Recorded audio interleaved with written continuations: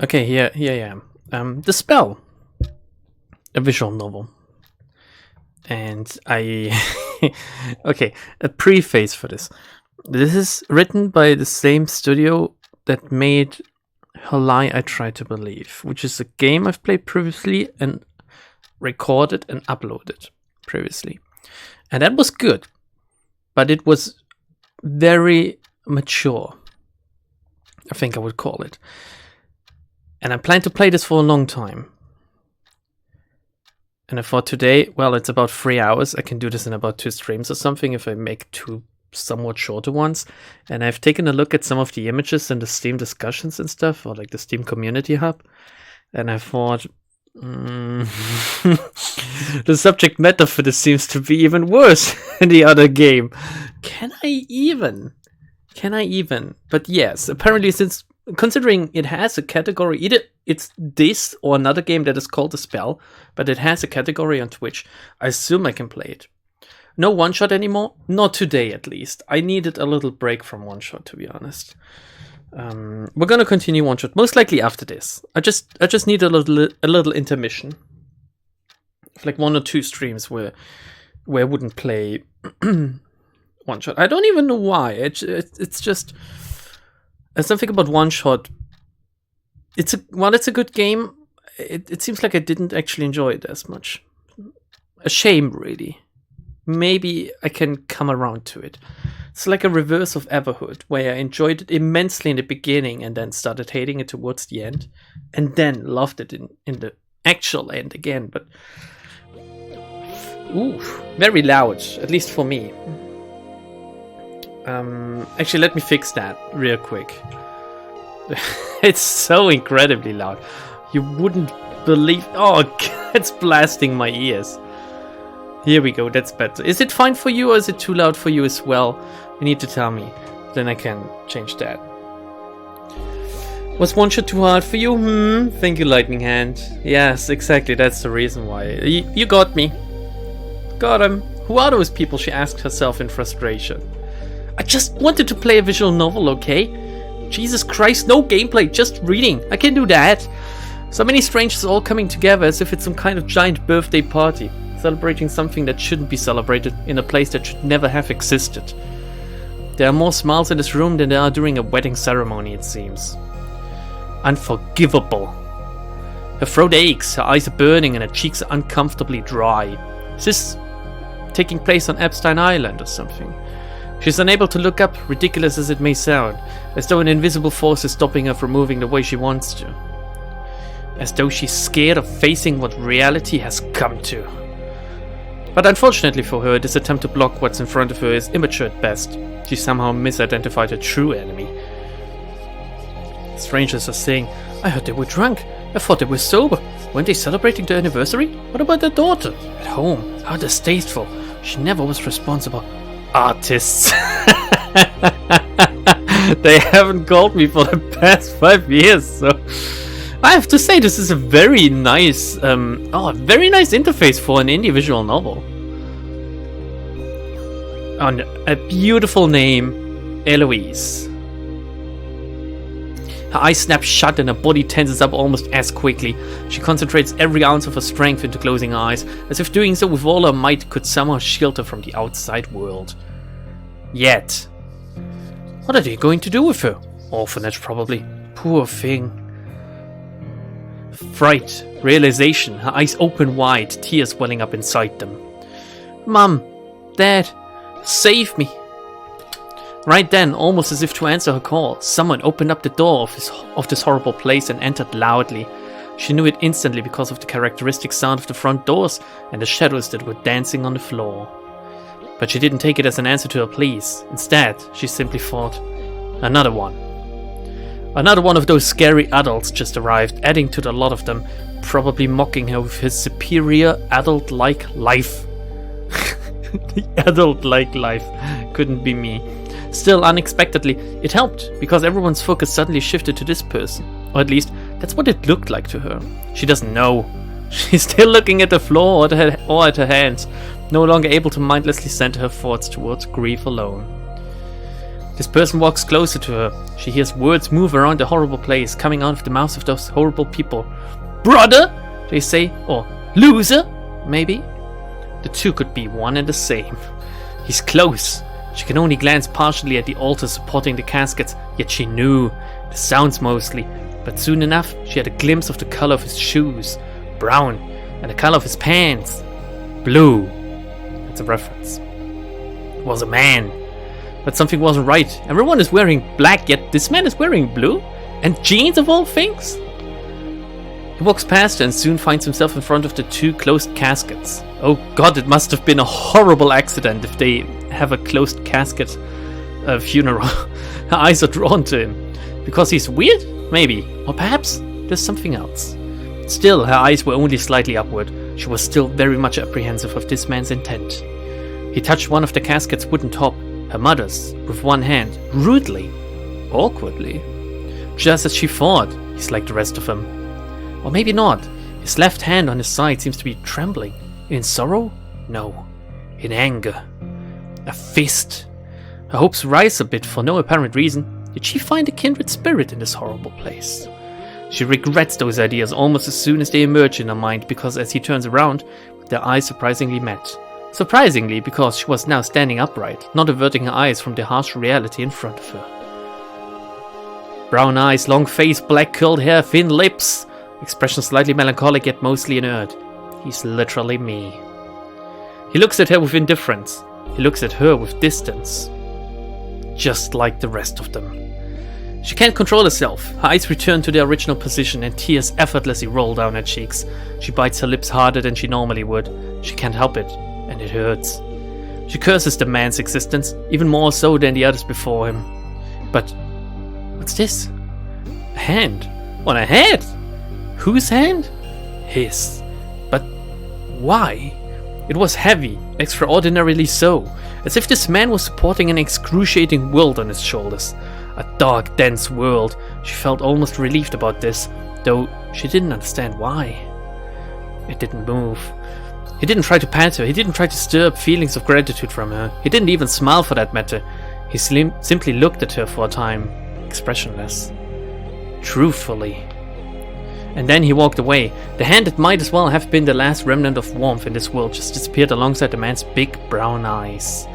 For a second she forgot she was crying. She forgot she was scared. She turned around and found herself staring at the man's large back, somehow angry, yet in contemplation. Finally tears emerged uncontrollably, even more so than they did previously. Why? She thought. She didn't know. She didn't know yet. Something felt somehow familiar.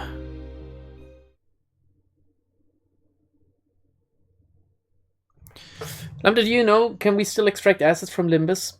I want to make a meme with the frog. We can, but it's a fucking shit show. It's so hard to do. There's like 3 different methods to extract stuff. You can either extract stuff from your actual install location. You can extract stuff from your app data location, which is like akin to where the save games were in Ruina and Lobotomy Corporation. I'm not even mentioning with what DevKey, because I guess he knows how, considering he must have done it before. You need a Unity extractor, basically. And the third option is to extract stuff out of the APK of the mobile file, basically, like the mobile APK.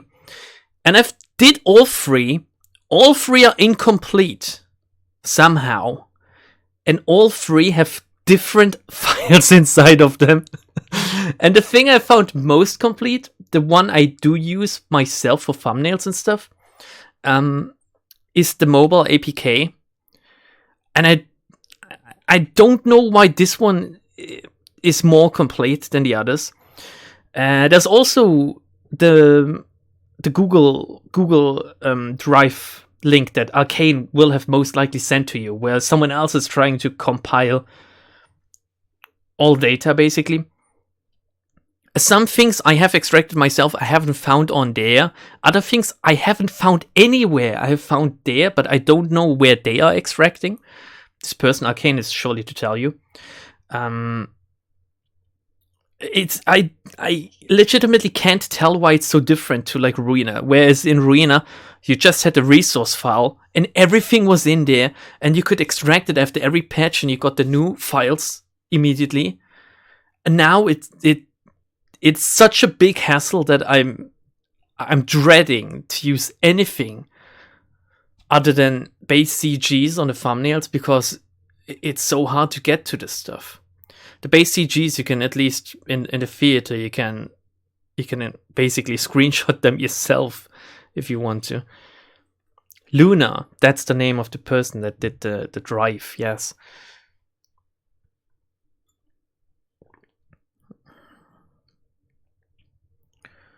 It's not even the fact that some effects are hard to get. It's the sound files. I have yet to find the sound files myself. Somehow I found some video files inside the APK though that I didn't find anywhere else, but they are used in the PC app as well, in the PC game basically. It's like the videos that play when you extract Sin identities, but you can't find them when you use the Unity asset on the resources there. It's a shit show. It's a shit show. Why is the screen so blank? It's because we're gonna continue in a quick second. No, they didn't block it. The main Steam file should have like a resource.resource or something that should have like 40% of the files.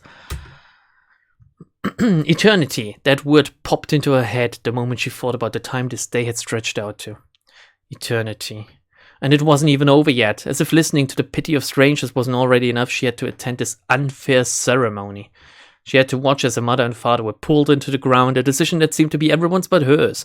As if getting rid of everything about her parents as quickly as possible was a new game the adults found in order to feel better about themselves. Even though she still needed them, even though she still loved them. She no longer cried. She badly wanted to, but her body had started the process of accepting without her consent. It's almost as if it wouldn't be able to survive otherwise. After a time, the horrible people started to walk away, one after the other, some dragging their feet, most with a certain hint of urgency. Until a man, big round cheeks with tight blue eyes, approached her with a gentle yet fake smile. She remembered that her mother's cousin introduced him to her earlier and told her about his profession. Not that she remembered. She only knew that he was important somehow and that she needed to follow him. He said 2 or 3 words and led her to his car. He drove her to an office-like place, adding more words along the way. Empty words. Words she didn't want to comprehend. It legitimately looks like the Lobotomy Corporation desk, doesn't it? He sat behind his desk with what seemed to be a sense of pride hidden behind his thick eyebrows. She found it somewhat ridiculous, though she didn't let him know. She instead tried to remember how she ended up here. She remembered taking the elevator, but to what floor? The number 5 popped into her mind, and she casually accepted it, though the building looked a lot smaller from the outside. Then they took a left, she thinks, but... Alois? Alois, are you listening? Her name sounded reproachful inside his mouth. She nodded half-heartedly, looking every which way but his. Her eyes were especially drawn to the golf trophy on a shelf, next to some important-looking laminated papers. Probably boring diplomas. She started to get excited for some reason. She wanted to play sports, run a marathon, or shout her lungs out. Anything to not be in front of this man, exuding mild authority. I know you've been through a lot. You must be exhausted at this point, but this is very important. I need you to understand this very clearly. All right? Another nod. This time the picture of his son looks very intriguing to her. At his graduation? It seems. Pity comes to her mind, but for what reason? Since both your parents are... Don't say it. No longer with us. You're going to be in the custody of someone else from now on. Custody? Does that mean... A smile soon appears on the chubby man's face. Maybe because he found the confusion of the girl kind of cute, or maybe because he noticed his own superiority as an adult. In any case, the man reiterated his word, probably thinking she didn't know what the word meant. Somebody else is going to take care of you. That's what it means. I don't wanna. She doesn't wanna. Wow, this is like peak writing. I understand, he says, though he clearly did not understand. But until you come of age, you must have an adult around you to take care of your needs. You get that, right? She doesn't want to get it. He forces another smile faker than the rest. Luckily for you, your mother already had someone in mind if the worst ever came to be. She wrote it in her will. Her brother. Your uncle. Her uncle? Did she have one of those? It means you won't have to go to an orphanage or deal with the court. I know you might have preferred your mother's cousin since she took care of you for the past few days. Not at all, she interjected in her mind. She's scary, and she's fat. Her eyebrows are weird, almost touching. But since your mother wrote it in her will, and your uncle is also your godfather, we think it would be best for everyone if he had custody over you. Best for everyone except for her, that is.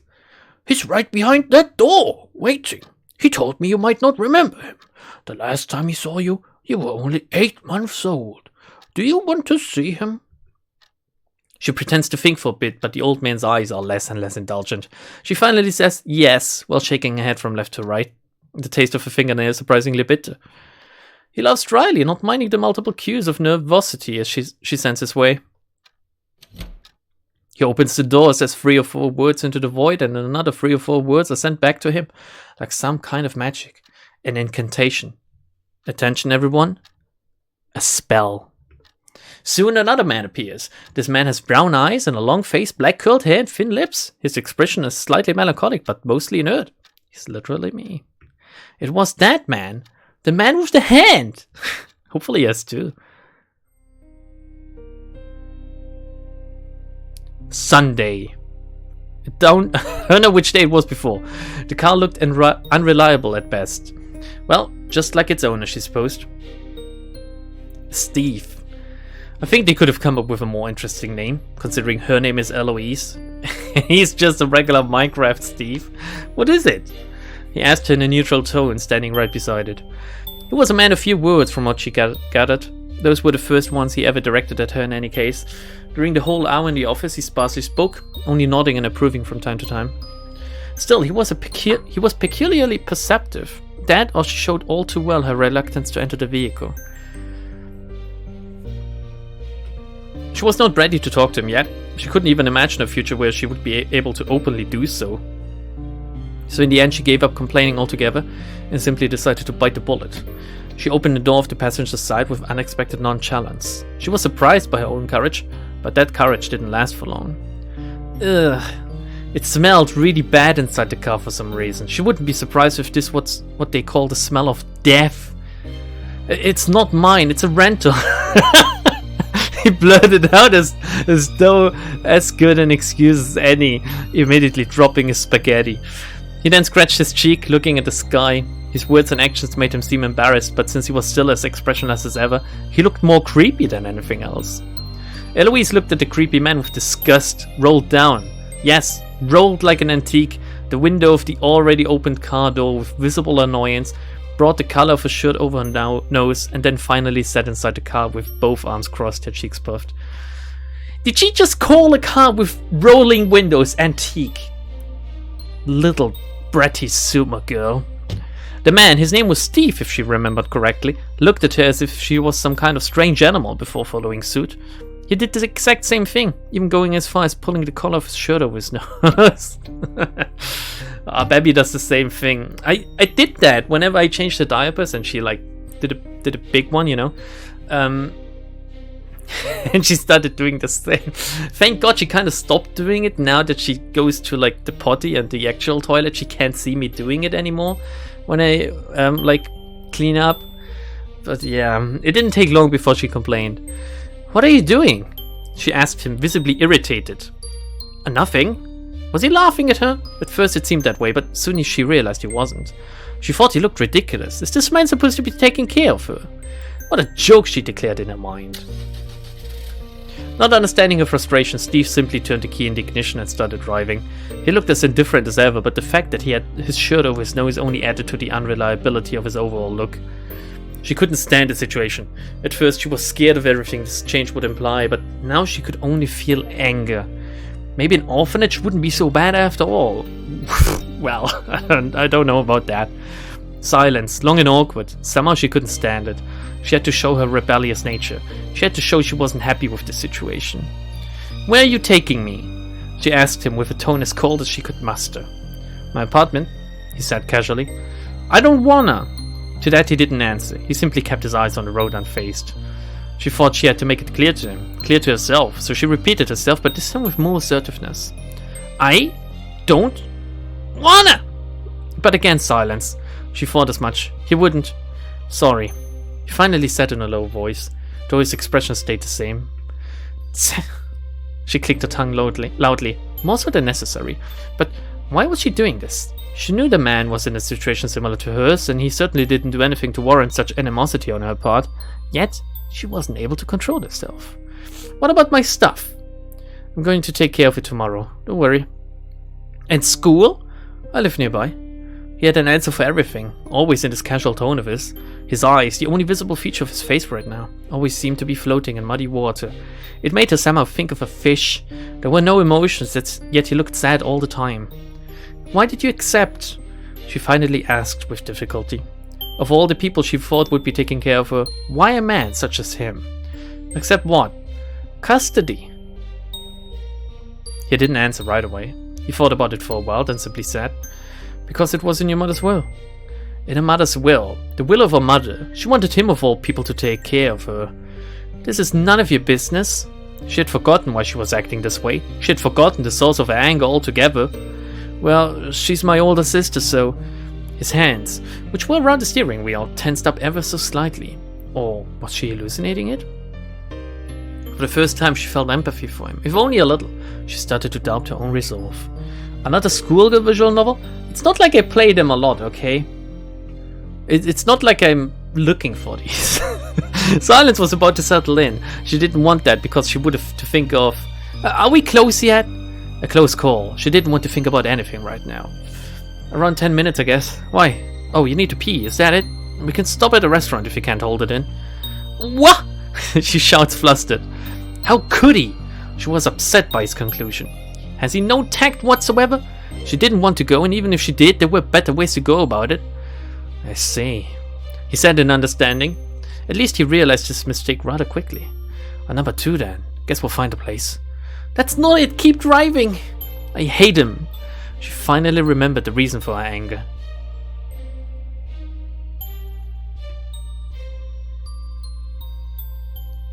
His apartment wasn't exactly the way she imagined it would be. How could she put it? It's clean. Thank you. That's right, it was a lot cleaner than his appearance and car would suggest, surprisingly enough. It's almost as if... too clean. It was as if everything was brand new. There was not a speck of dust anywhere. There were what seemed to be fake fruits on the kitchen table. Most of the cabinets looked rather empty, and for some ridiculous reason there was even a picture of some kids with a woman on the wall. "Do you have kids?" she asked, wishing it wouldn't be the case. The man was already more than enough on his own. She wouldn't know how to deal with an entire family. "No," Steve replied instantly. "A girlfriend?" She asked with even more apprehension for the answer. What kind of woman would willingly be with a man like him? "No," he answered again without hesitation. "Why?" She pointed at the picture. He looked at it for a second, scratched his head, then immediately threw it into the trash. As she thought, something wasn't right. "Are you hungry?" He asked as if there was nothing wrong with his actions thus far. He took her by surprise. She genuinely thought about it for a second. As she contemplated the idea, her eyes gradually looked down on the floor, and her mouth ever so slightly formed the upper half of a circle. She finally shook her head from left to right. There's no way she would be hungry. "That's no good," he said as if worried, though his complexion didn't show any sign of emotions. "You gotta eat something." He walked to a nearby cabinet, opened it, didn't even look inside, and grabbed 2 cup noodles from it. "Here you go." He dumped one into her hands. She looked at the thing with big surprised eyes. Then she looked at the man with those same eyes. While doing so, slowly, gently, she took 2 steps in front of her, smiled at him, and dropped the thing into the trash. Wow, that girl needs some... Not gonna say it. The man looked at her, a bit confused, maybe. He blinked a handful of times and then threw his into the trash as well. What a weird man, she concluded. He walked away, sat on the living room couch, picked up a book that lay on the coffee table and started reading. Is he going to leave her like this? Aren't there more steps to follow for this kind of transition? Like showing her around the place, stating the rules of the house, and simply talking a bit more about themselves? Not that she wanted to do any of those things, but still, she was not comfortable with the lack of structure right now. She noticed that she found herself lost without any proper direction. She looked at him for some time and then finally remembered something important. Something she had completely forgotten about.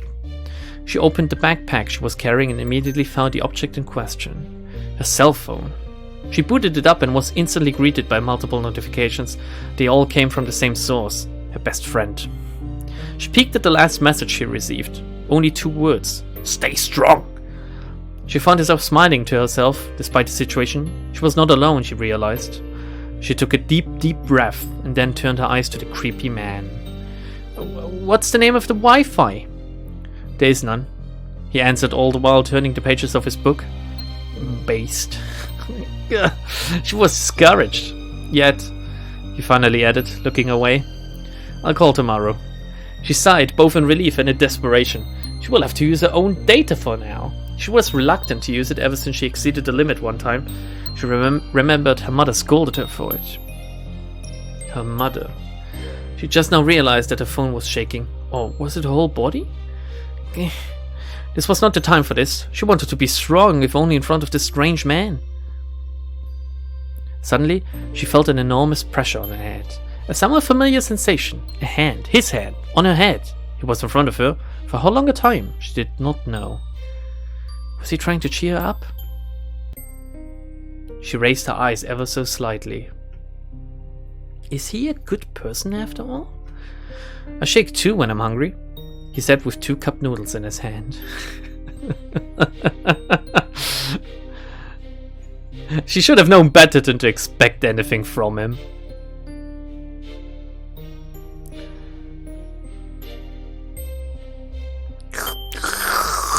You should be more honest with yourself, he told her while slurping his noodle away annoyingly. Could they have not used the plural here? Like his noodles rather than his noodle? She gave in. It's not that she wanted to eat that trash, but it's the only thing edible in this house, and while she doesn't want to admit it, Steve was right. It did help, sorta. This is what her mother called all those junk foods. Trash. So she had never really eaten one of those, and as expected, it was not up to her standards. Salty, extremely so, and soggy. But it was not that bad. It was warm. They both ate in silence.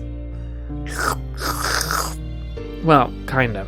She was accustomed to the noise of the TV running in the background whenever she ate dinner with her family, but here there was no television. And even if there was, knowing him, it would probably not even have the cable in it. Still, it was kind of relaxing. Ugh. Didn't your mother teach you how to eat properly? Sure, he said, slurping his answer. The thing is, he looked at her with a smile. Maybe? It tastes better with the noise. That's not true, she told him, rightfully so. Yes, it is, he rebuked with a slurping sound. Noise doesn't taste anything. Checkmate, she thought to herself. You're right, he gave her that much. But that kind of logic doesn't apply when you have this. He pointed at his head. Your head? She thought as much. This man is probably an alien. A head. You can make yourself believe anything you want. You can make anyone believe anything you want, as long as you find a use for it. And I always believed noodles tasted better with the noise, and so they do. As she thought, he's an alien. Did you ever try eating those silently? No. Why? What if it tastes better that way? He looks at her as if he's having an existential crisis.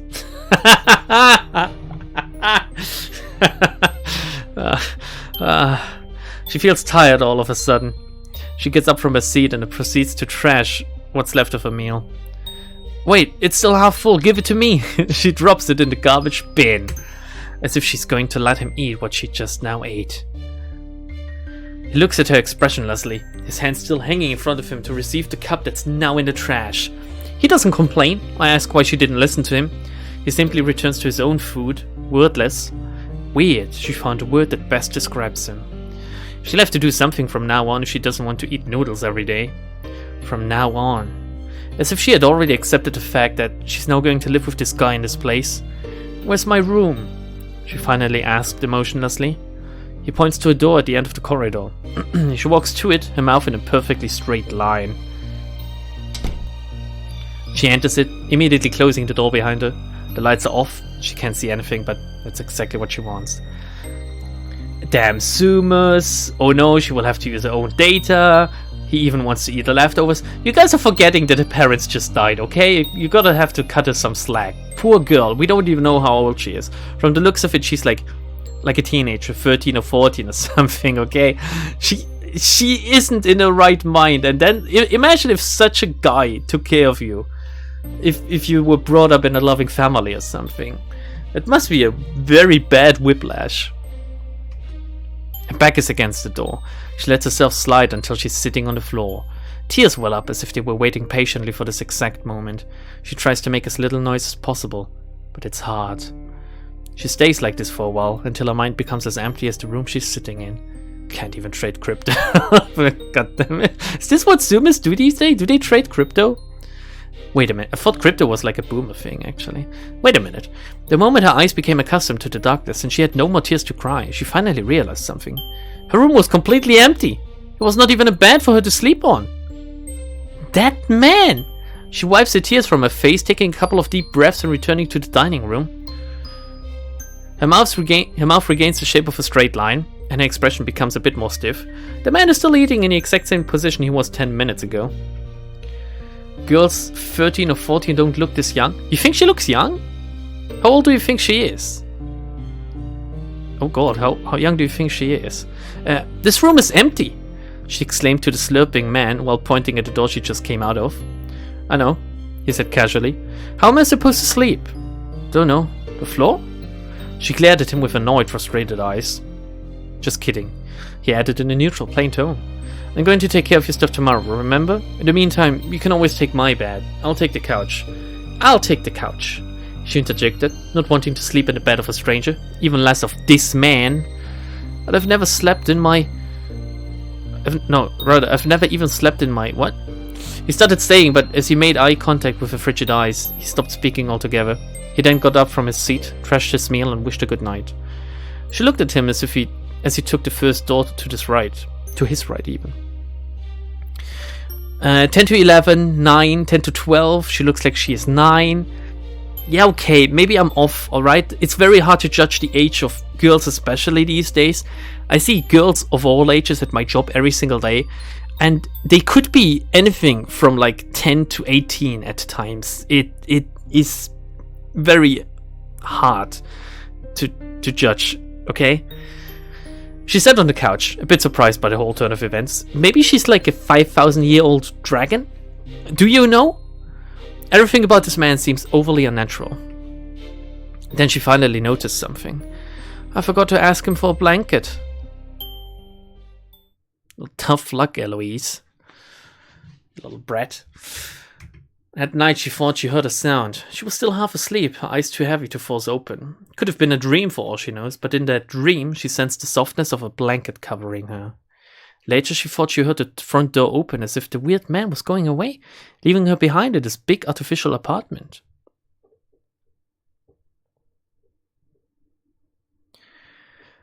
You wait, Arcade. You got ID carded for buying a non-alcoholic pack of ginger beer? Couldn't you have said something? Couldn't you have said there's no alcohol in this? Or rather saying, I'm sorry. What? I mean, oh god, the last time I got ID'd was... I think that must have been like 10 years ago. Which is good, I was 22 at the time and they thought I was 18. I mean, but now with my... Well, I guess with my hair being as it is, like, there's lots of grey in there, okay? People don't really think I'm that young anymore. Also, I don't really buy a lot of alcohol, to be honest. Maybe I need to try again. It also really depends on whether I'm fully shaved or not. Like if I'm clean shaven, clean shaved, fully shaved. If I'm like clean, no hair in my face whatsoever, I look like a little babby. But when I have my usual, well, let's call it a mustache, I look a little bit older, I guess. It says naturally fermented. Lady, I'm 30 and it's a soft drink. It says beer. She clearly didn't know.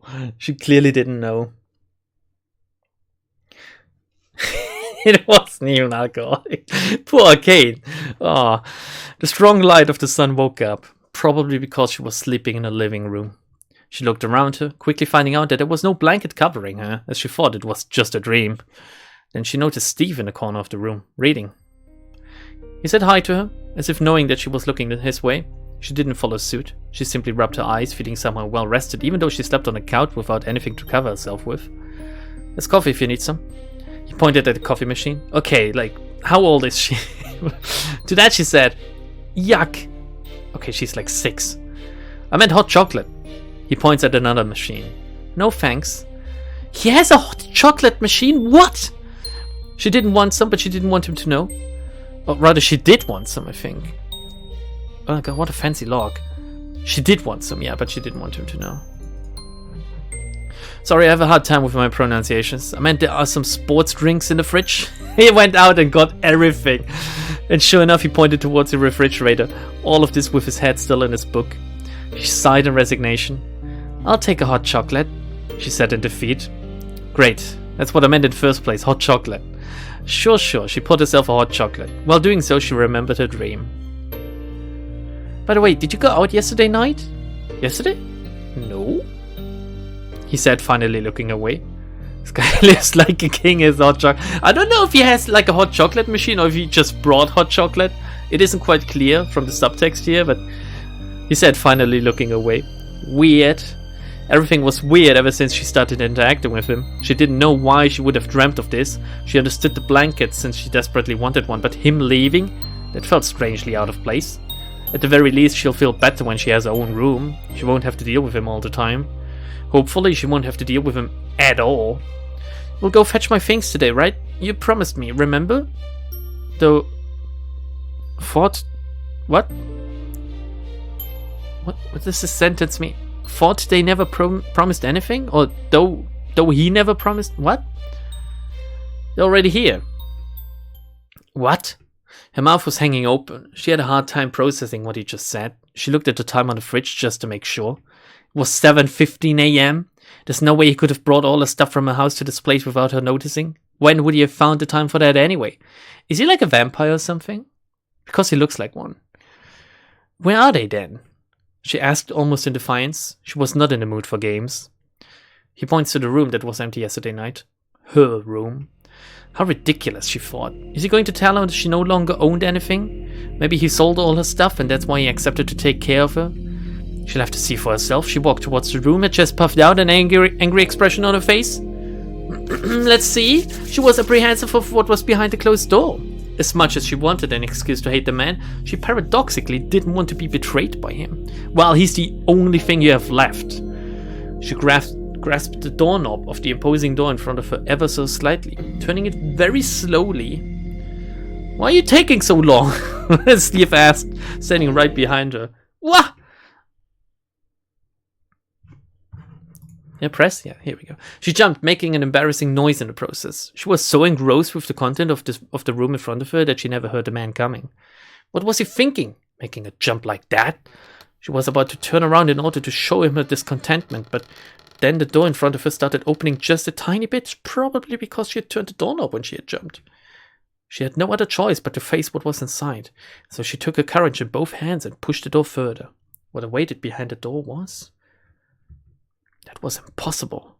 Let me guess, it's a perfect recreation of an old room. What's this game? I can't even find it. It's just called The Spell. It's a visual novel.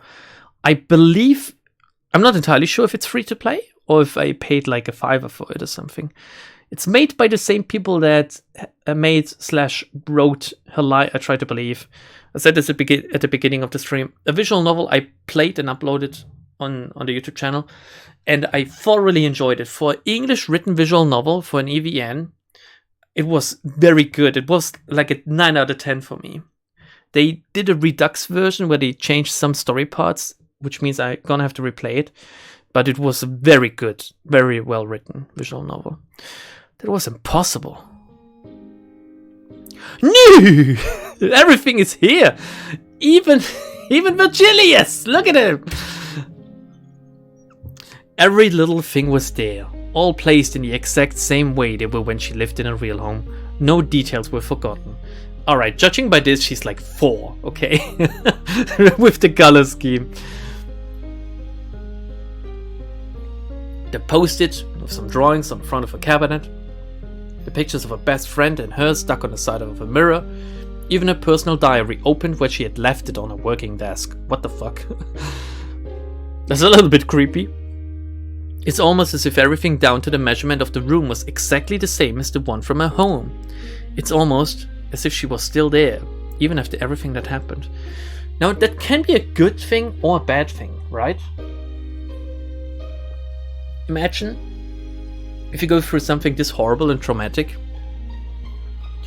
Would you want, like, what would you get security and,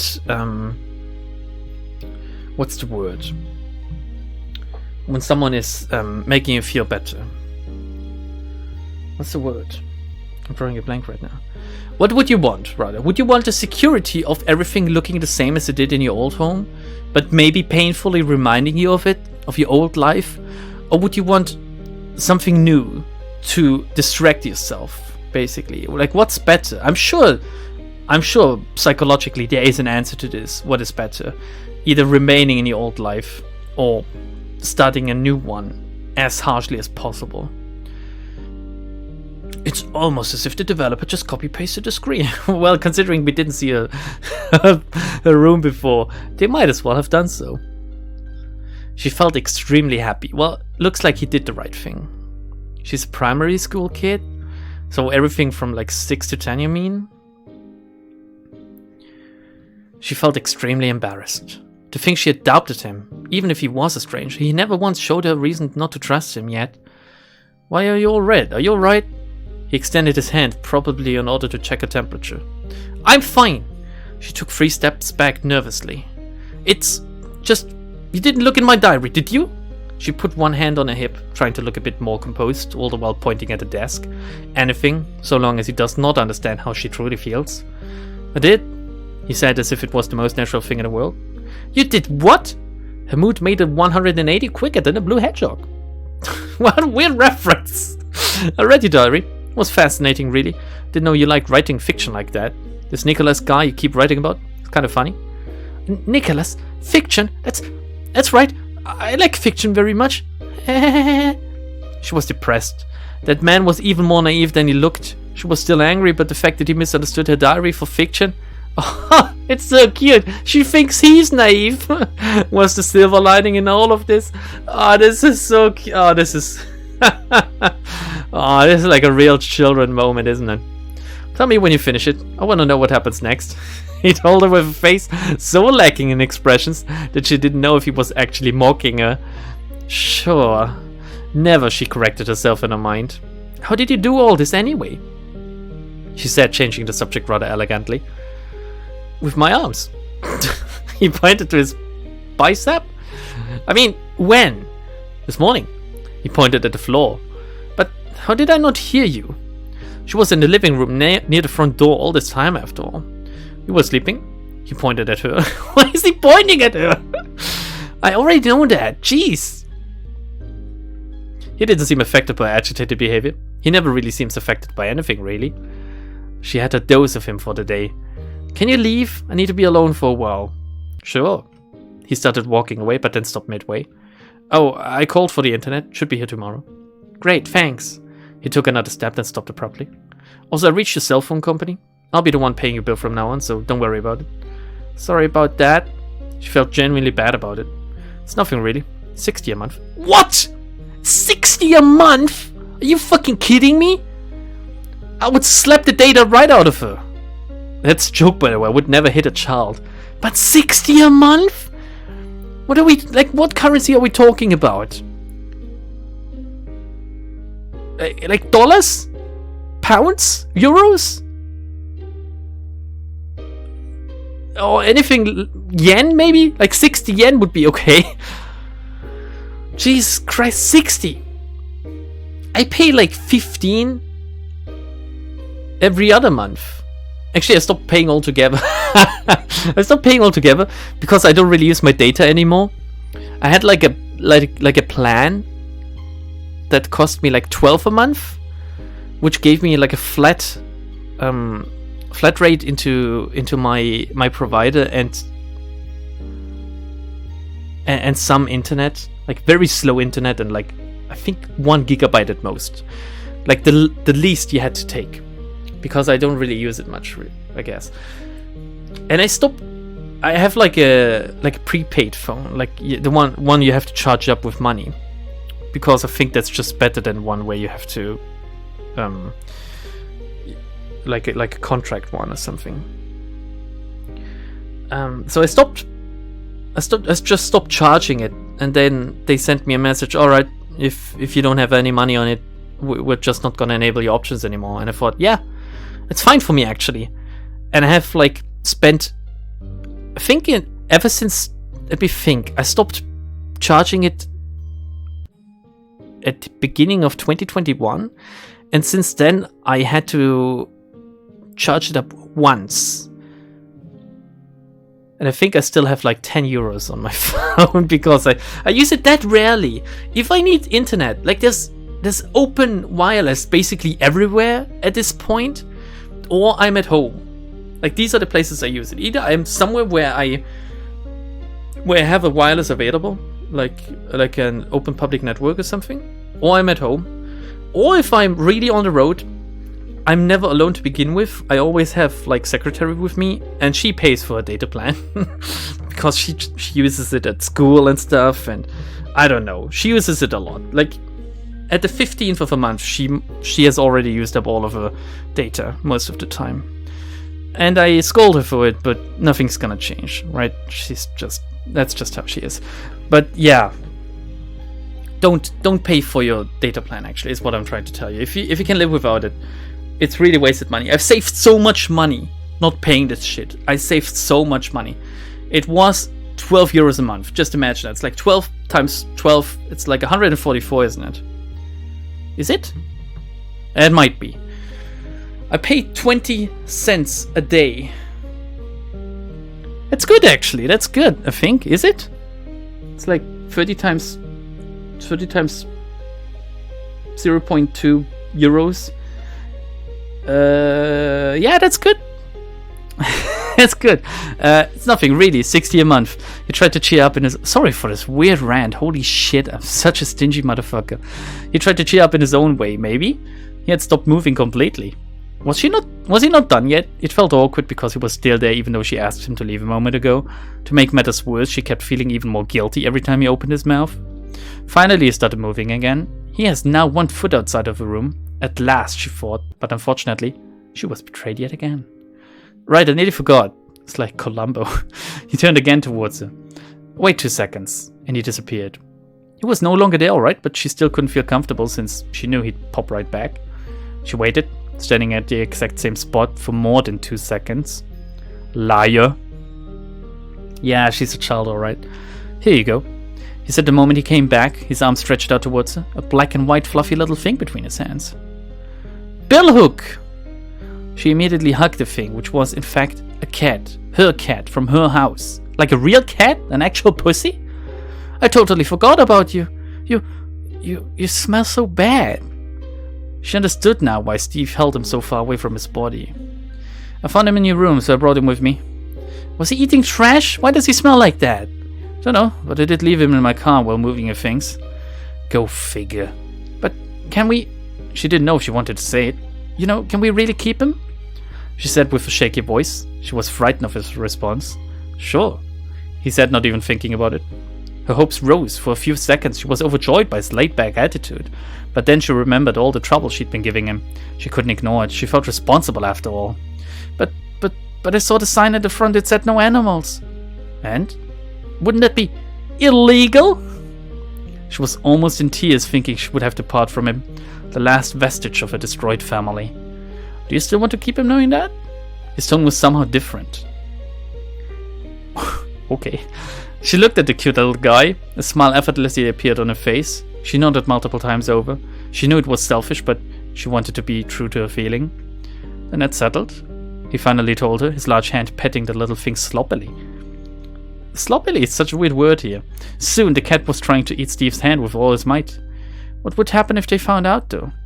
She was a lot more conscientious than her age made her seem. She didn't want to be blinded by the man's kindness.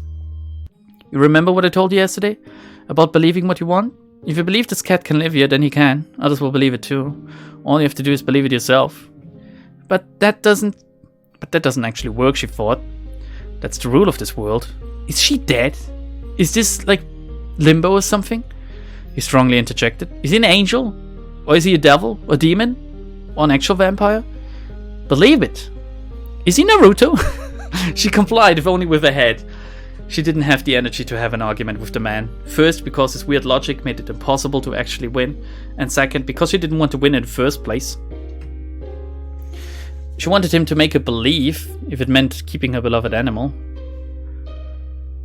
Thank. She was about to thank him, but she spoke to the door instead. She hadn't noticed, but Steve had left her room. She was now all alone with Billook, a black and white cat. She should have felt relief from this departure. Or his departure, rather. She should have. Lolly an adult? Nothing wrong would happen. Please. No, don't jinx it. No. If she's dead, that's simply wholesome, and I want to breathe it.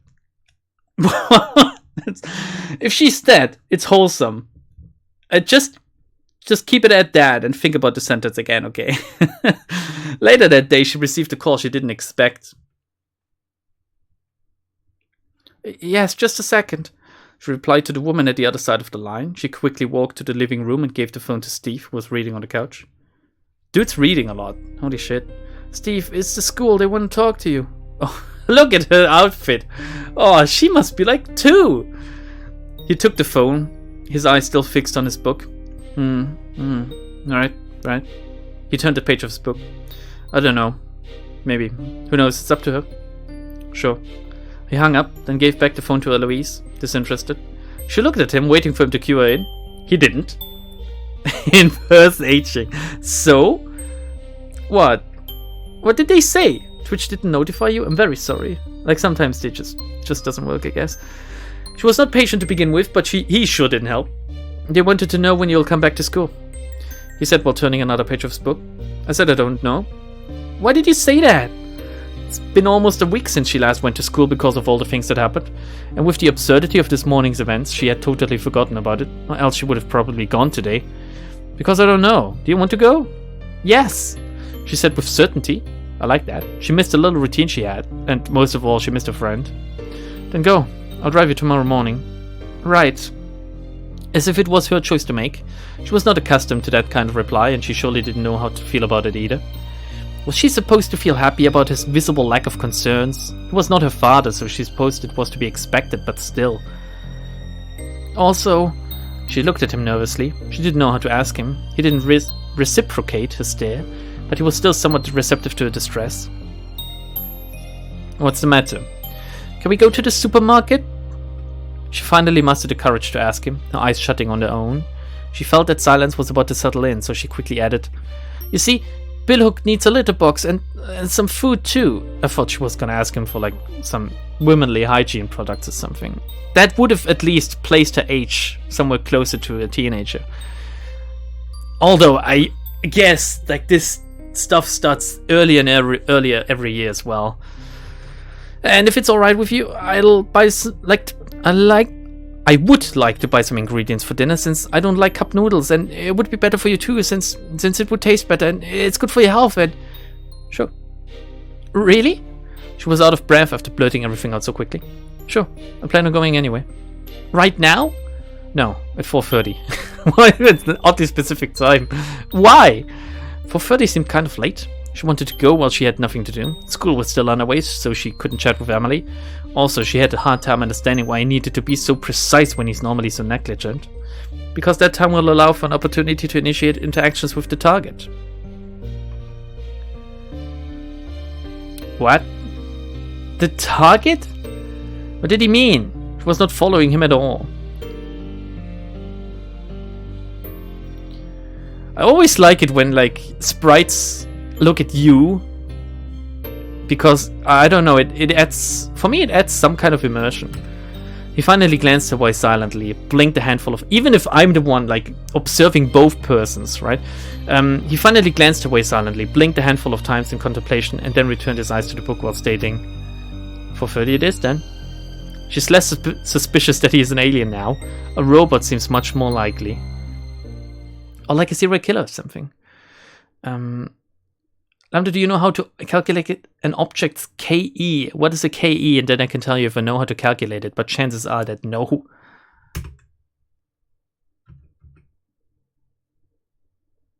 They were walking in the supermarket at a rather slow pace. He was pushing the cart while she was in front of it, grabbing anything that would be useful for her day-to-day life. He had told her not to be shy and to grab everything she needed, like a toothbrush or other such necessaries. Still, she didn't feel quite comfortable doing so. He didn't even look at what she was picking. He instead looked straight in front of him, or at his watch, a bored expression on his face, though he always looked that way. She could have chosen expensive makeup, which was not even proper for her age, and she would have not been none the wiser. I wonder what we should eat. I want to make lasagna like Mom used to make, but I'm not even sure I could pull... Lasagna is like a very advanced thing. It's not like a thing a child could make, I think. I love lasagna, though. She was more talking to herself than anything, since he didn't really look interested, yet he still answered. This reminds me of something. Like, sorry. Yesterday... Yeah, it was yesterday. Yesterday, I had my first... Well, we had our first, like, it's not really like a barbecue, but we did grill some meat, some sausages yesterday. The first of the year, right?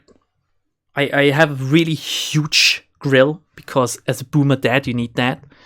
It was one of the goals I set for myself. When I became a father, I said, I want this. So we tried to use it frequently. And yesterday I did that, and Babby was like next to me. She was playing in the garden while I was like grilling the sausages and like some bell peppers for secretary and stuff. And I explained everything to Babby, like how it works and why she's not supposed to touch stuff like this and that it's hot and stuff. And she knows heat. She knows the concept of flames and stuff, since we have an incinerator, and I frequently take her down to it and like tell her not to touch anything, or I let her look at the flames and stuff. So she understands, right? You need to make these experiences even if you're just told about them somehow. And then she asked me, when will I be able to grill? And I told her, when you're an adult, or when you're bigger, basically. And she accepted that. And a few minutes later, like, secretary came out and we were talking about this again. And she asked a few things. She was like, her concept of being an adult basically means she gets to drink Coca-Cola, because that's what I do. And I always tell her that she can do that once she's older. She gets to put some like wooden logs into our incinerator, into our oven, to help us heat and stuff. Like, that's another concept for her of being an adult. That's what it means for her. And now she also said she'll also be able to grill, like I did basically yesterday. And I always laugh about that, because for her, the concept of an adult, of what they do, it's entirely shaped by what she sees us doing. And it's pretty funny, actually, because it's not necessarily what an adult does. And then yesterday, this was such a funny moment. She sat down on her little garden chair. Like, she has a very cute pink one. It looks like an actual garden chair, but like for the size of a child. She sat down on a little garden chair, and she looked very sad and very distraught. And she said, "I don't want to be old. I want to stay small." And it came out so out of left field, because she's usually always looking forward to being old and doing these things. And yesterday she looked so sad at the fact that she's gonna have to get older and have to do these things, I guess. And I couldn't help but to laugh and like hug her and tell her that she will get old and there's no helping it, but she will love it, because there's like benefits to being older or being younger. Like, both are fine, I told her, and she's gonna learn to just to love her newfound freedoms and stuff. And it's very funny, because yeah, children are very, very funny, actually. And getting the perspective and the experiences of a child like that it's the best thing, really, of being a father, because it is the most refreshing thing I could have ever asked for in my life. And I never thought I would have this much fun, even though it's like a very hard job as well. You need to be there at all times, basically. It's very, very hard being a parent. Anyway, You get more babby stories another time, okay? She was more talking to herself than anything, since he didn't really look interested, yet he still answered. I know how to do it, like your mother. Is that so? She wanted to tell him to stop lying, but she was too polite for that. Talking about lasagna, by the way. How would he know how to do it like a mum, anyway? I'm her brother, remember? He said, as though he'd just read her mind. Now that she thinks about it, this man was supposed to be her uncle, wasn't he? Which means he grew up with her mother. For some reason, it seemed impossible for her to imagine him as a child. She used to make this often, lasagna. I helped her. Well, kinda.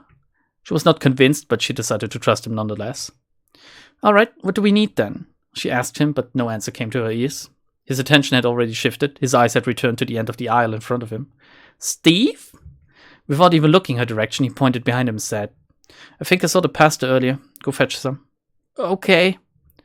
She did as he asked, though she was not sure why they didn't go together. What's the game about?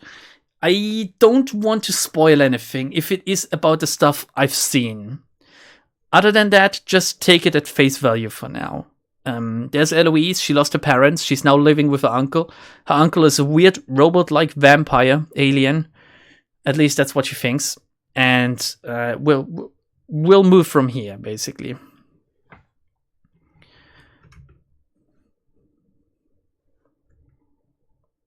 She looked around for a bit, but soon realized that pasta was not stored in that section.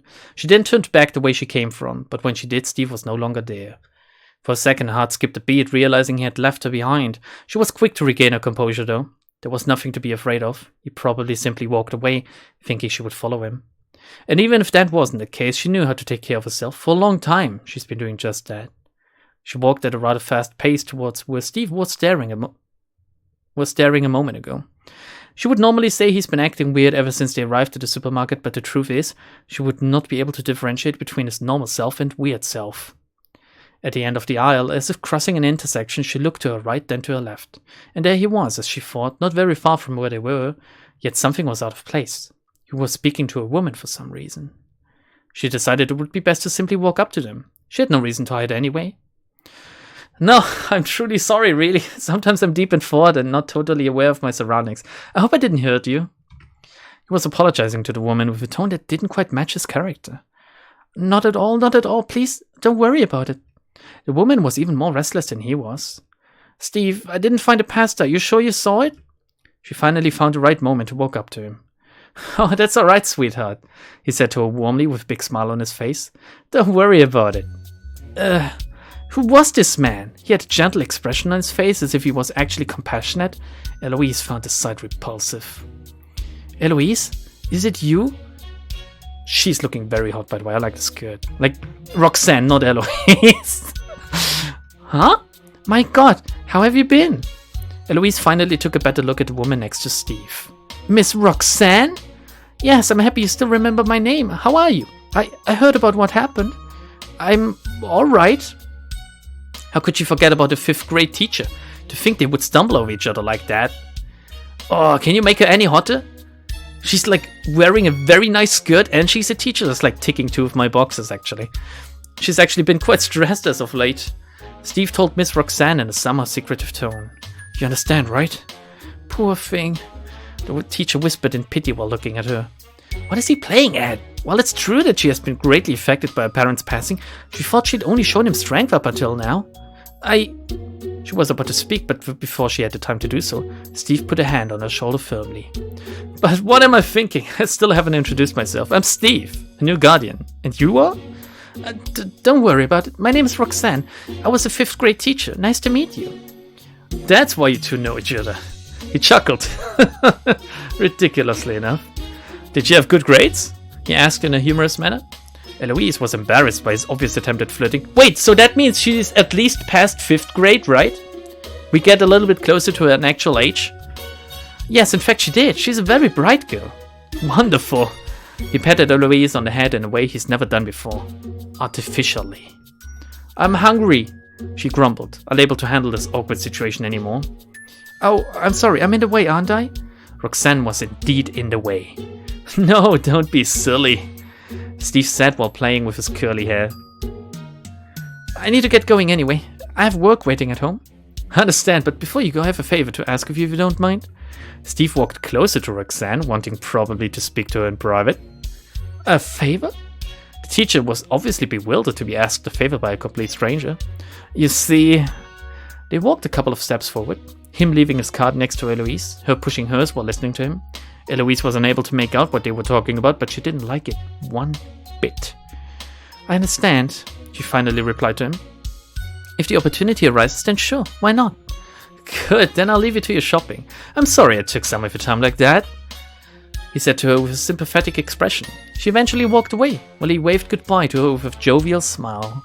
She disappeared, just like his smile. He sighed, took back the helm of the cart and said to Eloise, the pastor should be in that aisle, while pointing to a section they hadn't visited yet. Interesting. This told us a lot about his actual character, right? She looked at him in disappointment. What? He asked her expressionlessly. What was that about? That? I was faking. Scary, right? Very much so. At least he was honest, she thought. Then she remembered what he said to her earlier. Wait a minute, so this was your target? Yes, he said without a care in the world. As she thought, he was very honest with her. She at least appreciated that. So you're interested in Miss Roxanne? Not really. I might want to kiss her, though. He confessed as would a middle school girl to her friends. A dull, emotionless middle school girl, that is. Still, even if he had a thing for a 5th grade teacher, she didn't like how he had acted in order to talk to her. Eloise didn't even particularly like Roxanne to begin with. Let's go, she finally said, not wanting to have an argument over something that stupid. He had been good to her for the past 2 days, and she didn't want to ruin that. Do you call someone who takes care of a child guardian or custodian? I would say guardian, actually. You take over custody, but they are still a guardian. Like, it's two different, like, concepts / words, really. Also, a person that takes care of a child sounds so weird. Because, obviously, the first person that takes care of a child is their parent, but I know what you mean by that. Like a guardian, yes. Holy shit, this guy. Yeah, I don't know if is he an actual serial killer or something, or like a killer for hire.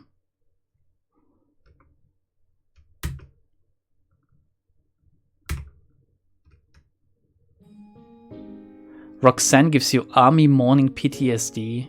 Explain, Lightning Hand. It was good. It was very good even. She didn't know what to make of it. Didn't quite taste like how her mother used to make it, but it had a je ne sais quoi that intrigued her.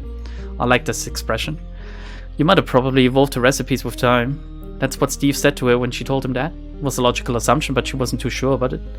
For the first time, they had what appeared to be a normal conversation. Obviously, she was the one doing most of the talking, but he didn't shy away from her opening up to him. She told him how dinners usually unfolded with her parents, about her friends at school, and how Bill Hook, right? That's a typo. The black and white cat always ate the headphones of her father. Oh my god, I would strangle that cat. She also learned a bit more about her mother and what she was like when she was her age. She wanted to know what kind of relationship Steve had with her as a brother, but the conversation was cut short when they finished eating. Steve wanted to take a shower. He always seemed to take showers during the latter part of the day, she noticed. She was a bit let down about this turn of events, though. She wanted to know a lot more about her mother and why she ever rarely mentioned his existence. That moment was probably what first sparkled her uneasiness. Is it uneasiness or unease? Or are these like two different words? She was tidying up the dining room while he was in the shower. She wanted to do her part, if only a bit. The sudden change of environment gave her a glimpse of what it could mean to be more responsible. She couldn't let Steve do everything for her sake, like her parents used to do. Well, that was a bad example, but still. While throwing something into the trash, she mistakenly pushed the bin just a tiny bit. Then she realized there was more dust behind it, so she reached for the broom and started sweeping the floor. What is this? In the pile of dust, there was a tiny folded piece of writing paper. It caught her attention somehow. She never saw him take notes before, so perhaps that was it. She wondered what kind of handwriting he had. Probably crooked and ugly. She unfolded the paper carefully, scared of destroying its content. As she imagined, the writing was anything but appealing to the eye. She smiled, as it was very much like him. Then the meaning of the words in front of her finally sank in. She trembled ever so slightly. On the piece of paper was written the name of the restaurant her parents were dining at right before they died, and beside it was the address where they eventually met their fates. For a reason she didn't know, this scared her. Naturally, she tried to access the information in a logical manner. After all, he probably simply took notes of what had happened, maybe to put flowers where they died, or simply to see for himself where it had happened. However, even if there was nothing suspicious about that piece of paper, it still scared her. The stream of water coming from the shower had come to a stop at some point. He was coming out. Reflexively, she put the piece of paper in her pocket and returned to her previous occupation in a not-so-natural manner. A sense of fright settled within her, staying there for the rest of the night.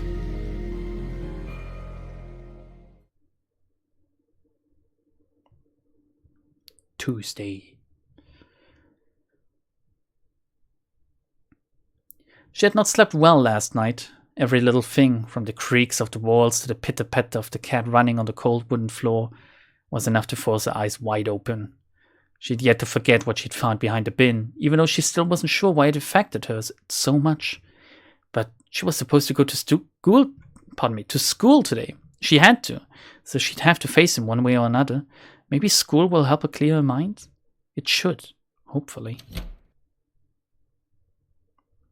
She opened the door of her room abruptly, probably confusing courage with forcefulness, and walked towards the living/dining room with determination. She knew he would be there, probably reading as usual, yet the moment he appeared in her field of vision, she instantly forgot the meaning of her urgency. Or perhaps more precisely, he made her forget. Oh, you're awake, right on time.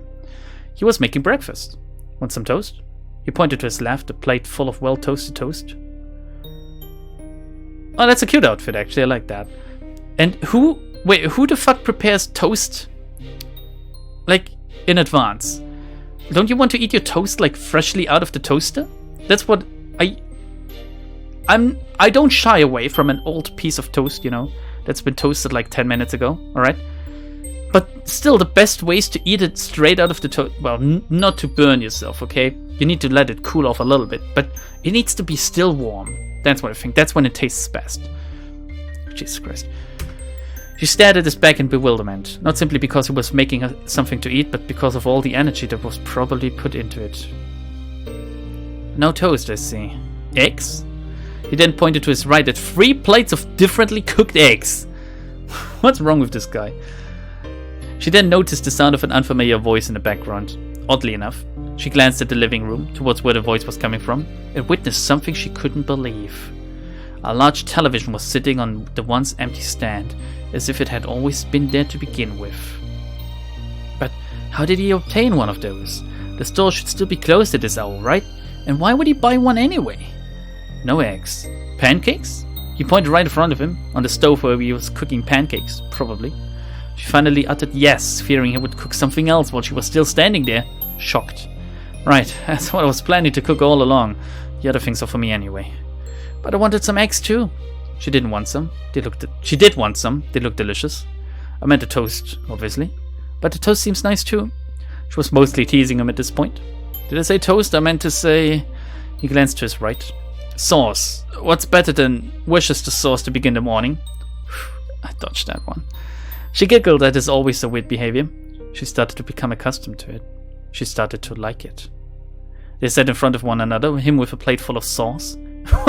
Yeah, with enough food for a family of 6. She learned that day that jokes can sometimes turn against the one who makes them. It's less that he's making jokes and more that he's trying to just please her by any means necessary, is what it seems like. I shall explain. Basically, that's what Lightning says about Roxanne, by the way. We were one of the units that did morning exercise compared to most others. Over here I overly explain how army structure works that doesn't relate in any way to the story for comedy's sake, but too lazy to actually come up with pointless junk.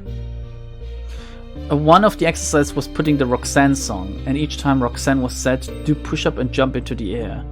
What is the Roxanne song? I know Roxanne is an artist. Can you link me in the Let's Talk the Roxanne song? The unreliable car. It was a particularly scary thing to enter. At the very least, she had pushed him to buy an odor eliminator during their visit at the supermarket. She was happy. She had totally forgotten the fear from yesterday night. After all, she'll soon see her best friend and return to the preoccupations of girls' age. You'll come pick me up? Sure, at 4 p.m. And if something happens? She didn't think she would break down during school hours, but she wanted him to make her feel at ease, if only a bit. Like what? I don't know. Things? Should I take in consideration that something will happen? How bad exactly? I can always wait in the car until you finish school. For 8 hours? Don't you have a job or something? She's asking this now? Now that she thinks about it. There are still so many things she doesn't know about him. For one, what does he do for a living? I don't have one. Not right now, at least. It's kind of a transition, I guess. Unemployed. Should she be worried about that? No need to wait for me. Instead, don't you have a cell phone or something? That's right. That's what she wanted all along. She wanted the means to communicate with him. She always had the means to communicate with her parents. No, he replied after much thought. She sighed in desperation. Not yet, he quickly added after seeing her expression. She knew it was coming. She started to know his habits well, even though it had only been 3 days since they started living together. She smiled at him and his ever so intriguing train of thought. They had finally stopped in front of the school.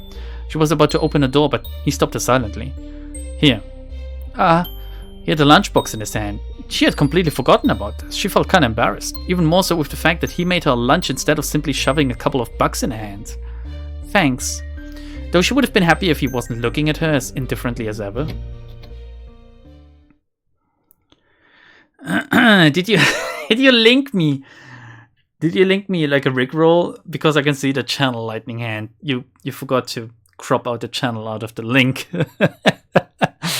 Oh, you failed, my son, you failed. School wasn't helping. It did everything but that. She had stopped counting the number of people who offered her their condolences. Teachers, especially teachers.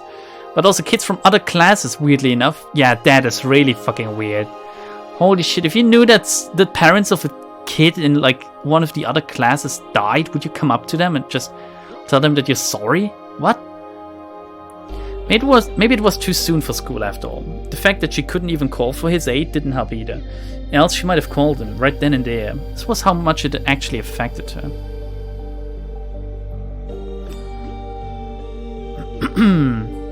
Okay, judging by the classroom, she's like in 2nd grade actually. I don't know what to tell you with like the alphabet on here.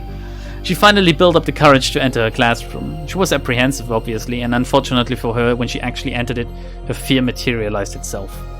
Her classmates looked at her from a distance, whispering between themselves. Some said hi to her, but most probably didn't want to deal with her. She didn't know any of them, since this was still the beginning of the year. The only one she knew was... Eloise! Emily, another nice name. A joyful voice suddenly bounced her ear from behind her. Emily! She turned... Okay, it's a weird outfit. She turned around and found her best friend next to the classroom door, panting.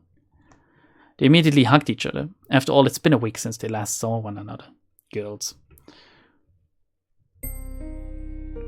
Don't worry about it. That's what Emily told Eloise the moment Eloise shared her worries with her. They'll all forget about it soon enough. Which is like a cruel thing to say about the passing of her parents, but okay. You're probably right. I just don't want them to pity me. This would only alienate her even more. This would only make her remember even more. How about it? Your new life with your uncle? Steven? Steve. Minecraft Steve. He's weird. I wonder if he has feelings sometimes. You mean he doesn't show them? No, I mean he doesn't seem to have any to begin with. As if he's lacking something. Empathy? Right, he's completely detached from everything. It's creepy. Okay, they must be at least 14 if they know the concept of empathy, I think. Is he violent? Steve? Violent? Steve's face popped into Eloise's mind for a second. Not at all. He wouldn't know how to be angry. Does he lie often? Again, Eloise shakes her head from left to right. He might as well have been the most honest adult she knows. I see. Then I'm probably mistaken. I'm sure he has his own circumstances. What is it? What were you thinking? Eloise was always very attentive to Emily's point of view. For one, she was a lot smarter than her. In fact, she was a lot smarter than most people her age. And also, she was very perceptive. I think she was already painting him as like a sociopath or psychopath or something. It's nothing. I must have read a bit too much about creepy stuff these days, that's all. Like, most likely a sociopath, actually. Tell me, you know I don't like it when you're all secretive? She badly wanted to know. Anything to make her understand this enigmatic character named Minecraft Steve a bit better. It's just that the way you've described him to me in your mail just now, it made me think of psychopathy. No, it's more sociopathy. I think. psychopathy? The only thing she knew about psychopathy, and this is like the third time they used this word, was that it was associated with murderers. Does that mean that Steve? But like I said, I must be mistaken. There's a lot of other stuff that might explain his lack of empathy. It's just that, from the things I've read, psychopaths lack emotions and empathy. But if, as you said, he's not aggressive, and you don't think he's manipulative or fake, well, then I guess it's fine, right? Manipulative? Fake? The day of the supermarket popped into her mind. Or the fact that he literally told her twice that she can make anyone believe what she believes if she wants to. Wasn't he manipulating the situation? Manipulating her in order to talk to Miss Roxanne? Wasn't he faking in front of Miss Roxanne, trying to seduce or once again manipulate her? Is this what Emily is talking about? Eloise, are you alright? Yeah, I'm fine. Class is about to start. Let's talk later, alright? Sure. The thoughts she had yesterday night were creeping into the back of her mind again, bigger and scarier than ever. Was Steve really a psychopath? Sure, there was a lot of weird stuff happening around him, and he was extremely mysterious too, but everything he did up to this point was in order to make her happy, right? He did like her, right? Right? Literally Leon? Which Leon are we talking about here? He was there, right on time, with his antique white car. She didn't want to be seen entering it. It was dead ugly, but he had the best parking places, if a matter of course, right in front of the school. So she had to enter it in front of everyone despite her apprehension. It took some more time to start the ugly thing, just to make sure she'd feel ashamed, alright? Finally, she let out a sigh of relief the moment they took off. He drove silently. There was no music, the car was making all kinds of weird noises, and she was not nearly brave enough to start a conversation. The things she talked about with Emily earlier were still fresh in her mind. She didn't know what to make of it all. And it didn't help that he would probably never start a conversation on his own. He's that type of person, after all. Leon the Profi, or rather the professional. Yes, good movie. Like, oh god, yeah, I can see some similarities as well now, looking at this this screen. Oh, I hope it's not gonna go this way, actually. Here. He took something out of his pocket and showed it. Who was it? Was it what was she called?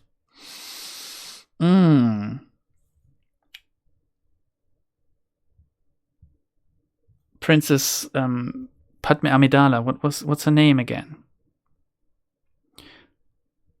God damn it, I can't remember. What's the name of the actress that played the girl? He took something out of his pocket and showed it to her. A cell phone, a brand new model, one that is very popular right now.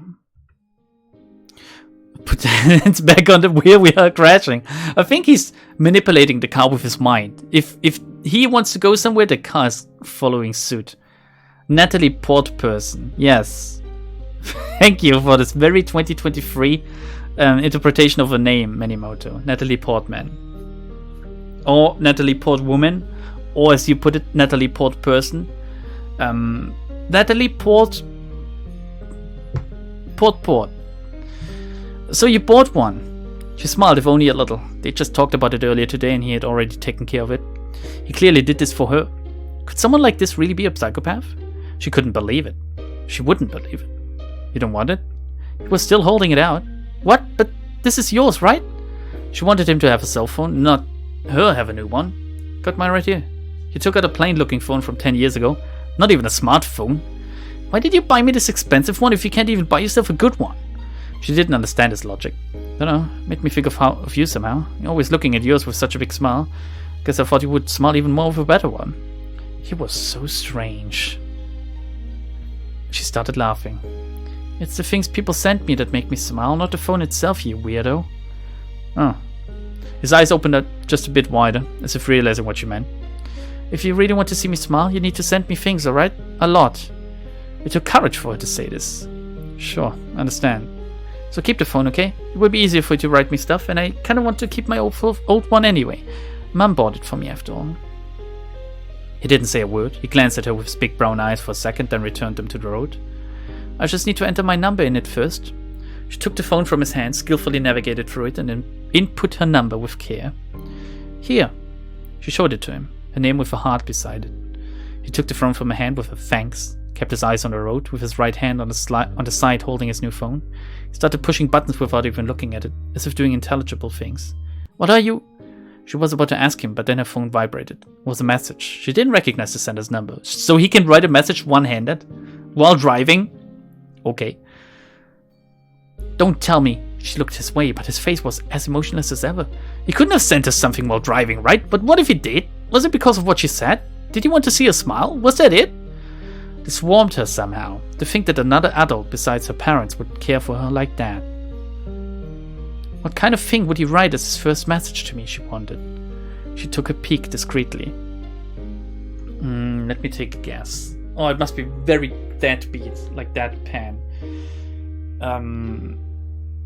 It either just says smile, just a single word, smile, or it says like, hope you like your new phone, or something. Why does this game feel kind of, I don't know. I hate this phone. Okay, I didn't expect this. Why did she expect anything from him? This game is not whoa, okay? It is neither cute nor funny. Well, it is a little bit cute and somewhat funny, I guess. She was preparing lunch for tomorrow while he was reading on the couch. The TV was playing in the background. You know, I can prepare it for you if you want. No thanks. She was quick to refuse. She didn't want a reenactment of what happened earlier today. Never again, she thought. Earlier that day. Got a flashback to her lunch, I guess. Hey Louise, what's up with your lunch? You don't have the usual brown bag. Emily was... What do you mean the usual brown bag? Are you kidding me? Are you asking her what happened with her mum that made her lunch? You should know, Emily. You should know that she's not making her lunch anymore. Emily was quick to notice any kind of change, like her parents dying. She had always been a keen observer. Yeah, I completely forgot about it. It's Steve who made it. Did she prepare her own lunch? Are you serious? Oh, I wonder what kind of things this guy would cook. Yeah, me too. Eloise opened the lunchbox, a bit fearful. Ugh. Cup noodles? That's your lunch? He's hopeless. I would have loved cup noodles. In the end, Emily shared her lunch with her. She was happy to have such a good friend and disappointed to have such a bizarre guardian. He would cook 3 different types of breakfast for her, but then give her 50 cents worth of lunch. Again, she failed to understand his logic. Her phone started vibrating on the counter. She glanced quickly at it. It was a message. That part of the book is pretty boring. Stop reading it! Can't. You got to finish what you start. And why are you writing me this? Because you said, forget what I said. Since they've returned home, he's been sending her all sorts of useless messages. It's giving her a headache. Sending me meaningful things from now on, alright? Or send me, rather. Sure, I understand. She was not at all convinced. Then suddenly something on the news caught her attention. A name she recognized was thrown out from the anchor's disagreeable mouth, like a piece of gum. In other news, the incident that took the life of Claire and Patrick Ledoux on the 25th of last month might not be what it first appeared out to be. Indeed, what was first thought to be an accident could now very well be considered a murder. Nate's here to tell us more. What was that? Did she hear it properly? A murder? But how could this be? She noticed that even Steve took his eyes off his book to look at the television with sparking interest. She wanted to ask him to close the stupid thing, but he already had a controller in his hand. She guessed he too wouldn't want to hear about such a thing. The wound was still fresh after all, but instead he...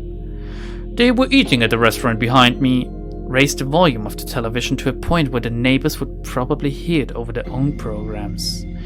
What is he doing? She was angry. She didn't know why he couldn't be sensitive enough to take her feelings into consideration. She didn't know why he didn't feel the same way as her either. She finally cracked and told him directly. Why are you listening to this? Don't you understand how hard it is for me? But I don't want to hear about this. He thought for a second, then simply lowered the volume back down, as if this was the problem all along, as if it would solve anything. You're an idiot! She ran to her room, weeping. All the stress from the last few days flooded back out, as if only badly patched. She didn't come out of her room until the next morning. She cried herself to sleep with her cat beside her. Steve never tried to come and fix things up. And she heard the front door open much later, then close. She now knew he was always leaving during the night. He's a stone-cold dark cell. Me. What's a dark cell? I thought that would mean something different, to be honest. Is that a new thing? She was sat, eating the meal Steve made for her silently in the dining room. He was in front of her, reading and eating at the same time. He was near the end of his book, she noticed. That was probably why he was so absorbed by it. They haven't spoken to one another since yesterday. He hadn't even apologized to her yet. She was not in the mood anyway. Not in the mood to speak with someone who can't understand her feelings, that is.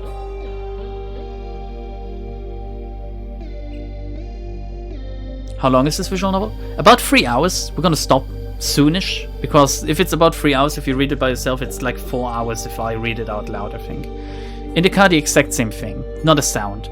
To think that yesterday he made her so happy and now she couldn't even fake a smile. The car stopped. She wanted to get out quickly, but as if a reenactment of yesterday morning, he stopped her silently. Here. He looked at her with his ever so melancholic eyes, her lunchbox in his hand. That's right, she had stopped midway yesterday. She couldn't finish preparing her lunch. Because of him. No, because of herself. She took it from his hand reluctantly. She was about to accept it, but then remembered the lunch he made for her yesterday and what had happened later that night. Can't you just give me money instead? She said it, ill-tempered, and gave the lunch back to him. She regretted it almost instantly, but she couldn't retract what she had said. She didn't know why, but something within herself forbade her to speak, forbade her to act. He gave her a $20 bill without showing any kind of sadness, disappointment, or pain from her obvious misdirected tantrum. He looked at her in a way that almost approved her current state of mind, as if she was right to treat him that way. She hated herself even more because of it. She wanted to curse at him, telling him he was stupid and that he understood nothing. Yet instead, she simply left a comment behind her, knowing fully well what would result from it. Change that car. It's ugly. This was the last time she saw his antique white car.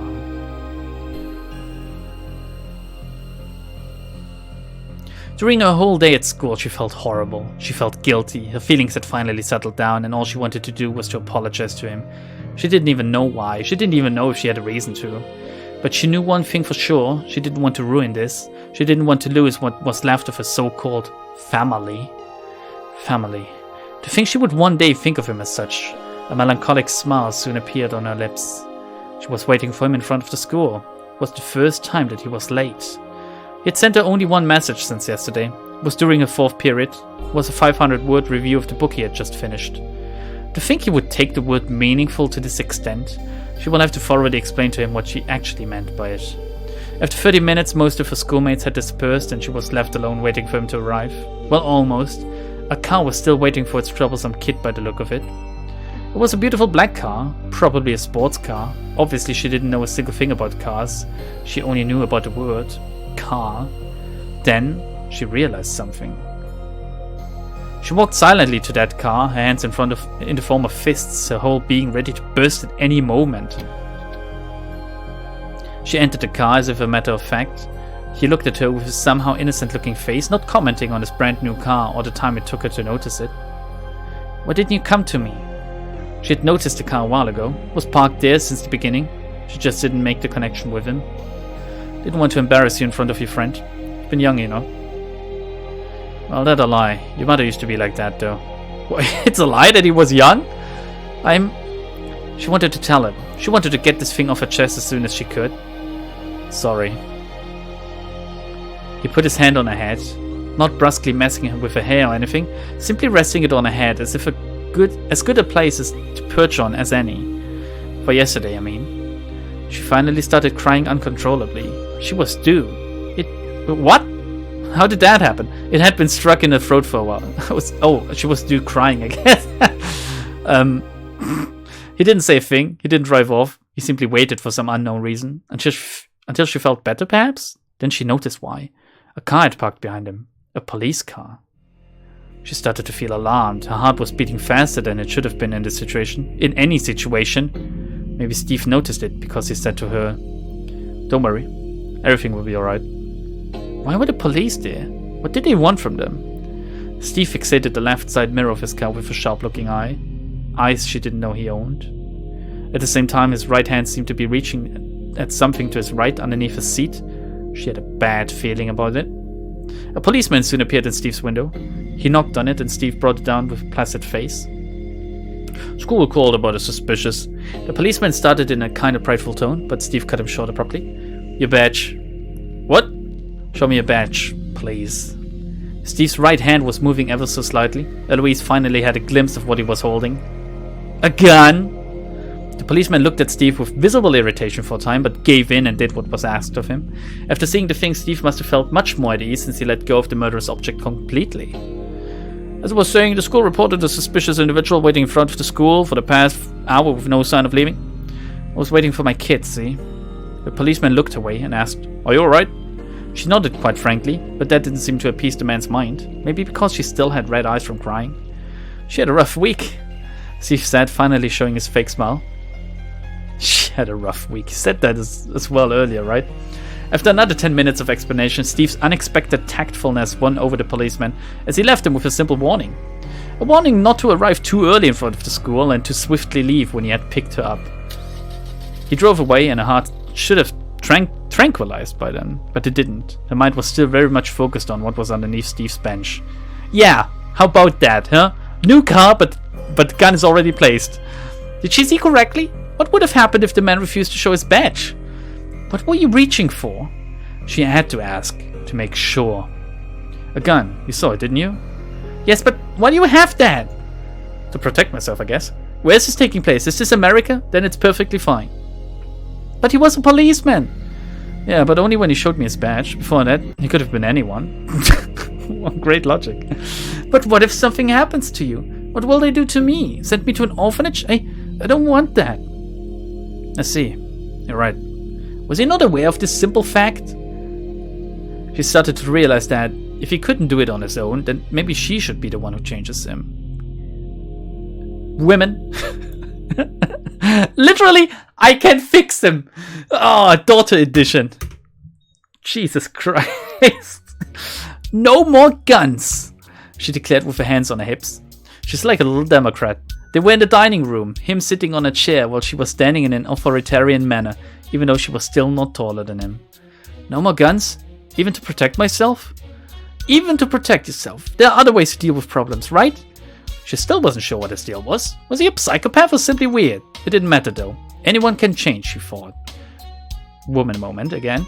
I guess, like, knives and stuff, but I might be a bit stiff on that front. No violence! That's not how people solve problems. He looked away from her, hiding a face which said, I don't buy it. Promise me, alright? She looked down on him. Well, kinda. She tried to act like a mother used to when she had done something bad. After a few seconds of her staring at him with a stiff expression, he finally answered. Alright. Great. And no more going out during the night. I'm scared alone in here. He tutted, visibly annoyed. What was that? Nothing. Good. Now I'm going to prepare us a great feast. You? He asked, almost in disbelief. I'll help. No, you stay put and read something. Find something good this time, alright? I don't want to read more negative reviews. It's depressing. This was the right thing to do, right? He might be weird. He might not be the best example, but she knew he cared for her, and that was much more important to her. He'll change. She was sure of it. Fucking woman moment. She knows he cares for her, but I want to change him still. So maybe he won't care for me after all, but at least I changed him. God damn it. Sorry if you're a woman, but this is a logic that only a female mind could follow, I think. Or maybe it's just a childish, like, string of thoughts. Who knows? Oh, I'm so sorry. If you're a woman and you're watching me, I'm so sorry because at times I really am prejudiced. I do realize that. But you know, it's just that she's really behaving like a mom right now. That's the thing. She's behaving like an actual woman. It's just stupid logic. I could make a very bad joke here, Kane. I could make a very bad joke that I won't do because it would be incredibly insulting. And I don't want to be insulting. I want to be funny.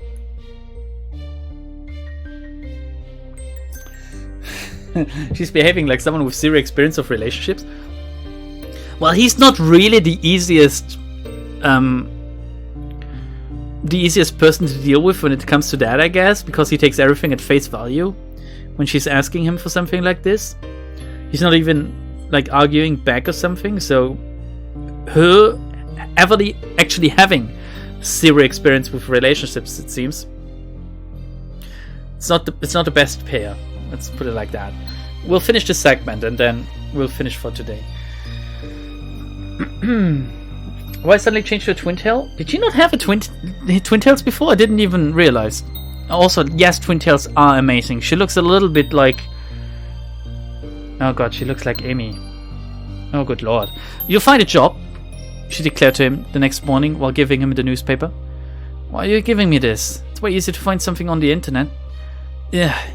She was disappointed with herself, having someone like him point out something so obvious. For some ridiculous reason, she had the misconception that people had to look for jobs in newspapers. Maybe because she's a child. He misunderstood her reaction, though. I guess newspapers are better when looking for something quick. He then started looking for ads in the papers without complaining. It was as if nothing really mattered to him. Everything could be decided spontaneously, it seemed. After a couple of seconds, he said, "Found something." He then let go of the newspaper, took his cell phone out and started calling someone, probably the owner of the ad he just saw. That quick? He didn't mess around, that's for sure. After the call ended, she quickly asked, "And? I have an interview in 30 minutes. Really? What for?" "Janitor." Is he gonna do it for free? God damn it. Regarding twin tails, I feel like it's something only a few people can probably pull it off. It's because twin tails are very childish. I think it looks fine on children. It looks very cute on children. Babby likes to wear twin tails as well. And she like wiggles her back left and right to make them like dance and stuff. And it's incredibly cute and endearing. But for an adult woman to have twin tails, you know exactly that. Like it either has to be very toned down to the point where you almost can't tell that they're twin tails, or it's 100% fetish material for her. Or someone else, for that matter. It's like handlebars, right? That's what it's called. Janitor. Oh. It fitted him somehow. What? Where is it? Your school. Cool. Wait, what? Yeah, you don't want your guardian to be like the Jenny of the school. Oh, they're gonna have to make him clean it up and stuff, and oh, he's gonna do it for free, and they're gonna shit all over the place. He didn't. Yes, he did, Eloise said to Emily, annoyed. To think he would try to work here of all places. My life is ruined. She was already not very popular, and she just gotten to a point where she could say hi to Nicholas every morning without looking weird too. Steve would certainly ruin everything she'd been working so hard for. He might not get the job, you don't know yet. The way you describe him, he doesn't seem like an expert when it comes to human interactions. I didn't know a janitor needs to... What? That's what you would think, but he can be a completely different person if he really wants to. And when that happens, he's very good, very persuasive. I'm sure he has his fake smile on right now, feeding him all sorts of lies. If you had to make a guess, would you say he looks very confident during those times? She's still profiling him. Yeah, I guess so, a bit too much maybe. Didn't you say he was not a liar? Yeah, well, the thing is he doesn't lie to me, at least not that I know of. But to others, it's a completely different story. She remembered the supermarket and the policeman. Those times he was not the same. He was not himself. And you said he just bought himself a new sports car? Yeah, but that's probably my fault. You said that for the new cell phone too. Maybe he just wants to make you think that. He wouldn't do that. It's not like him. But you just said he lied often. Yes, but to others. Emily looked at Eloise with pity. Don't look at me like that. You wouldn't understand anyway. Just looking out for you. Are you really, though? You're emotionally vulnerable, and it's normal with everything that's happened. What makes you think he isn't faking with you and being real with the others instead of the other way around? Wait, what would you get out of that? Because... Eloise was about to say because he told me so, but stopped herself. You see? It doesn't matter. All his weird habits, his distant expressions. I'll change them. I'll change him. I can fix him. If he's a psychopath, he can't. Yes, I can. Anybody can change. It's not that difficult. That's not what I meant. I meant that psychopathy isn't a simple behavioral problem. It's a physiological one. The brain of a psychopath simply doesn't work the same way as others. Wait, isn't that science? No, let's not even go there. Then he isn't one. He can't be one. He can change. He has to. He needs to. You don't know that. Where's he getting all that money from anyway? Didn't your parents leave you money? What about the inheritance? What tells you he isn't manipulate? I don't want to talk about it anymore. Class is about to start anyway. Emily wanted to interject, but the bell rang just like Eloise predicted it would. That was the first real fight Eloise had ever had with a best friend. We're gonna stop here. We're gonna save here. Save? No, that's the log. Why did it open? Save. Here we go. Boop! And that's gonna be the end of the YouTube recording. Bye, YouTube people. I hope I really enjoy this. It does remind me of, again, I have to mention this one more time, Her Lie I Try to Believe, because it felt similar at first. So bye, YouTube people. Bye-bye.